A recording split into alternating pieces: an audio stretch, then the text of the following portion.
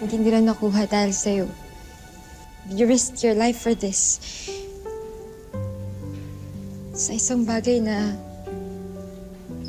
mahalaga sa akin. Sobrang na-appreciate ko yun, Jenny. Sa kabila ng lahat ng ginawa ko sa'yo, you didn't hesitate to help me.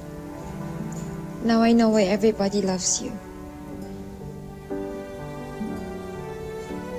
Because you're a good person. Salamat, Jenny. I'm sorry sa lahat na nagawa ko sa'yo. And thank you for saving me earlier. Ginawa ko lang yung tama, Megan. Who would have thought na itong kwintas lang pala na to yung magpapalapit sa atin?